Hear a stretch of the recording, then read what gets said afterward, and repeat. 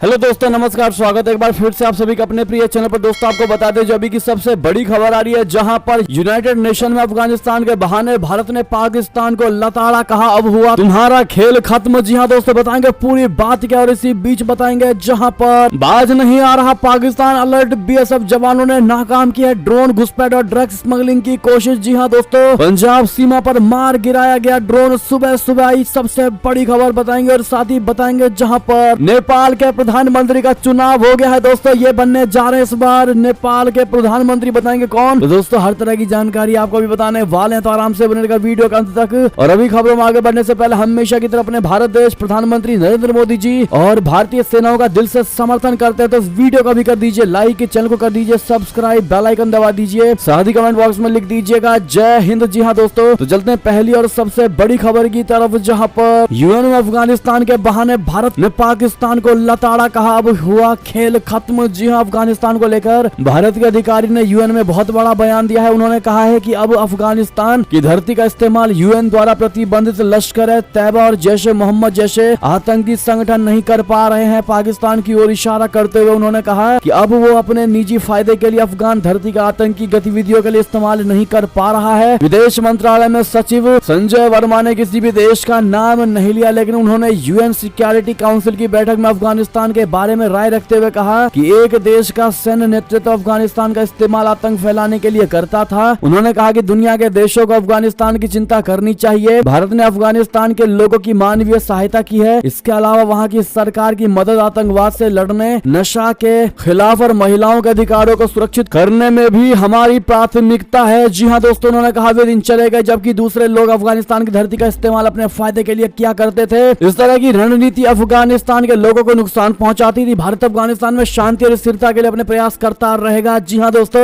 यानी कि भारत ने अब डायरेक्ट अफगानिस्तान के बहाने पाकिस्तान को लताड़ा है दोस्तों, और कह दिया है कि इसका हुआ अब खेल खत्म। जी हाँ दोस्तों, एक और बड़ी खबर की बात करें, लेकिन उससे पहले वीडियो को शेयर करना मत भूलिएगा व्हाट्सएप, फेसबुक, ट्विटर पर। बात करते हैं खबर की, जहां पर बाज नहीं आ रहा पाकिस्तान, पंजाब सीमा पर मार गिराया गया ड्रोन। जी हाँ दोस्तों, जिसे उठाकर ले गए रेंजर्स। बता दें पंजाब से सटी अंतरराष्ट्रीय सीमा पर पाकिस्तान अपनी नापाक हरकतों से बाज नहीं आ रहा है। पिछले 24 घंटे में पाकिस्तान ने पहले ड्रोन से घुसपैठ की कोशिश की और फिर बड़ी मात्रा में ड्रग्स की स्मगलिंग करने की कोशिश की, लेकिन बॉर्डर पर तैनात बीएसएफ के जवानों ने दोनों ही घटनाओं को नाकाम कर दिया। बॉर्डर सिक्योरिटी फोर्स के मुताबिक मंगलवार की शाम करीब 7:20 पर पंजाब के अमृतसर में पाकिस्तान की तरफ से ड्रोन की घुसपैठ की कोशिश हुई, लेकिन बीएसएफ के काउंटर ड्रोन तकनीक के चलते यह ड्रोन वापस पाकिस्तान की सीमा में जाते हुए गिर गया। जी हाँ दोस्तों, हालांकि ये किस कारण से भारत की सीमा में घुसपैठ की कोशिश कर रहा था ये साफ नहीं हुआ है, लेकिन सुबह के वक्त बीएसएफ ने देखा कि ये ड्रोन पाकिस्तानी सीमा में गिरा पड़ा। जी हाँ दोस्तों, धुंध और कम विजिबिलिटी के कारण इस ड्रोन की तस्वीर साफ से नहीं आ पाई है। बाद में पाकिस्तानी रेंजर्स के जवान गिरे हुए ड्रोन को उठाकर अपने साथ लेकर गए। बात करें और बड़ी खबर की, जहां पर नेपाल से सबसे बड़ी खबर प्रधानमंत्री चुनाव को लेकर, जहां एक बार फिर देश के प्रधानमंत्री बनेंगे शेर बहादुर देउबा। पार्टी ने लगाई मुहर। जी हाँ, नेपाल को अपना नया प्रधानमंत्री मिल गया है। एक बार फिर नेपाली कांग्रेस के शेर बहादुर देउबा देश के प्रधानमंत्री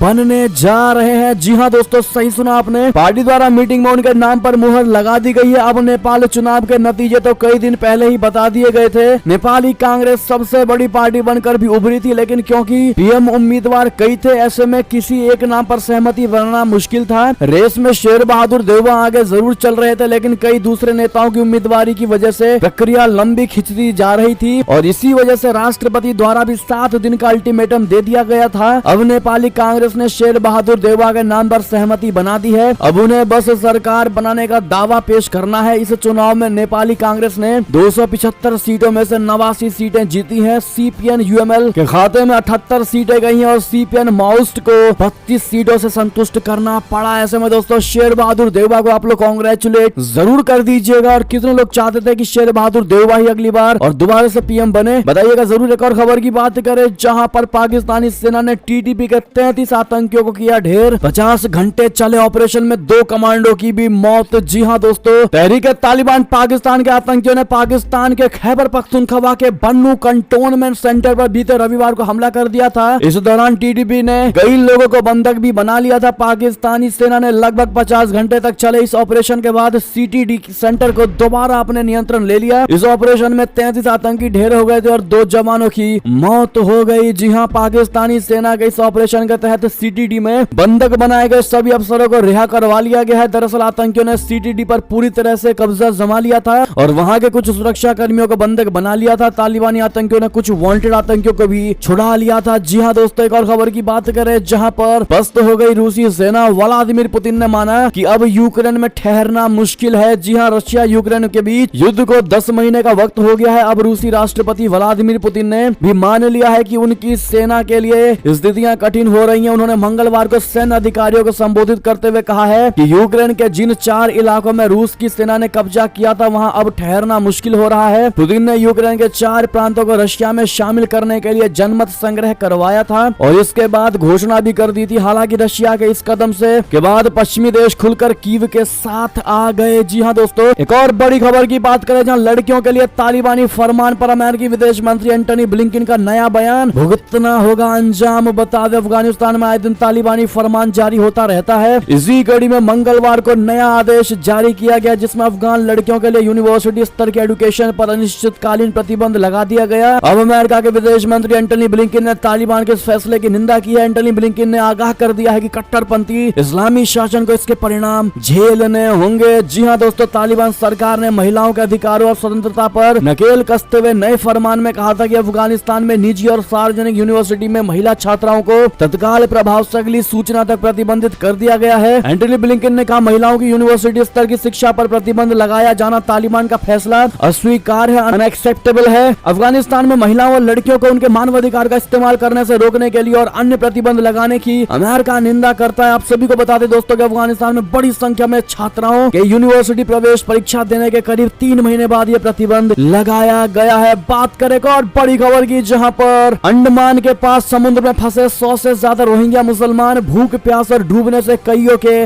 मरने की आशंका। जी हां दोस्तों, म्यांमार के 2 रोहिंग्या कार्यकर्ता ग्रुप ने दावा किया है कि कम से कम 100 एथनिक रोहिंग्या अंडमान द्वीप समूह के पास एक नाव में फंसे हुए हैं। आशंका ये जताई गई है कि इसमें से 16 से 20 लोग भूख प्यास या डूबने से मर गए हैं। दरअसल हर साल सैकड़ों मुस्लिम रोहिंग्या म्यांमार में भयानक हिंसा और बांग्लादेश स्थित शरणार्थी शिविरों में गंदगी से बचने के लिए अपने जीवन को खतरे में डालते हैं। रोहिंग्या हर साल समुद्र के रास्ते मलेशिया पहुंचने का लगातार प्रयास करते हैं जिसमें कई सफल होते हैं तो कईयों की जानें भी चली जाती हैं। बात करें और खबर की दोस्तों जहां पर अमेरिकी विदेश मंत्री एंटनी ब्लिंकन से बिलावल भुट्टो जरदारी ने की बात। इन मुद्दों पर हुई चर्चा बता दें। अमेरिकी विदेश मंत्री एंटनी ब्लिंकन ने मंगलवार को पाकिस्तान के विदेश मंत्री बिलावल भुट्टो जरदारी से बात की। इस दौरान उन्होंने द्विपक्षीय संबंधों, आतंकवाद के खिलाफ लड़ाई और हाल ही की विनाशकारी बाढ़ से पाकिस्तान को उबरने पर चर्चाएं की। अमेरिकी विदेश विभाग के प्रवक्ता नेड प्राइस ने दोनों नेताओं के बीच फोन पर हुई बातचीत के बाद ये कहा है कि विदेश मंत्री ब्लिंकन ने पाकिस्तान के लोगों के लिए अपना निरंतर समर्थन व्यक्त किया क्योंकि वे हाल ही की विनाशकारी बाढ़ से उबर रहे हैं। उन्होंने कहा कि ब्लिंकन और बिलावल भुट्टो ने जनवरी में होने वाले जलवायु अनुकूल पाकिस्तान पर अंतर्राष्ट्रीय सम्मेलन के लिए अपनी पारस्परिक उम्मीदें साझा की हैं और निकट समन्वय की आवश्यकता पर चर्चाएं की है। जी हाँ दोस्तों, एक और खबर की बात करें जहां विपक्षी सांसद ने टोका तो अमित शाह जी ने भाषण किया बंद। कहा,